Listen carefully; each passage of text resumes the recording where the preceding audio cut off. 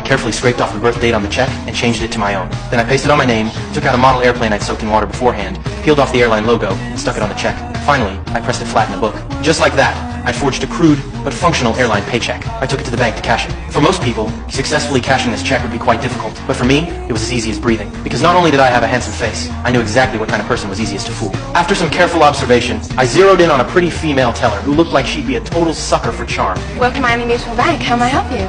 My name is Frank Taylor. I'm a co-pilot for Pan Am. I'd like to cash this check here, and then I'd like to take you out for a steak dinner. Just like that, I successfully cashed the check. After that first success, there was no stopping. I started buying model planes in bulk, mass-producing fake checks, then heading to the airport to cash them. I specifically targeted attractive rookie employees. Before long, I'd infiltrated the bank's inner circle and learned from these women that banks had machines to verify check authenticity. So I bid on and won a decommissioned verification machine at a high price, brought it home, and studied it carefully. Then I created fake checks that even the machine couldn't detect. Posing as a pilot, I started flying for free and illegally cashing checks all across the country. As the amounts grew larger, the FBI finally caught wind of what I was doing. Agent Carl tracked me down to my hotel using the address on a fake check. He burst into the room with his gun drawn. Seeing the tools of my trade on the table, Carl knew he had me this time. Just then, the sound of a toilet flushing came from the bathroom. I calmly walked out, not the least bit rattled. I smoothly pretended to be with the intelligence agency, claiming I was also after this same criminal. Relax! You're late, alright?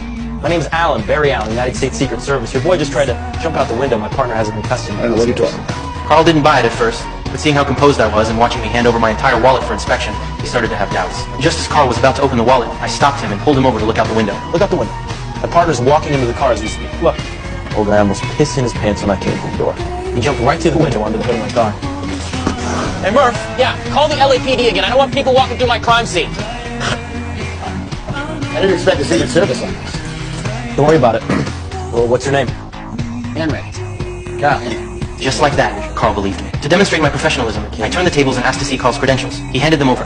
Well, tough luck, Carl. 5 minutes earlier, you would have landed yourself a pretty good collar. All right. While talking, I gathered up the printer and checks and asked Carl to watch the scene for me. Then I just walked out of the room. I didn't even take my wallet. At this point, Carl thought to himself that after all this time chasing me, he'd finally caught this master con man. He finally relaxed, sat down on the bed, and even started laughing. But as he laughed, he felt something wasn't quite right. So he opened the wallet to check. What he saw left him stunned.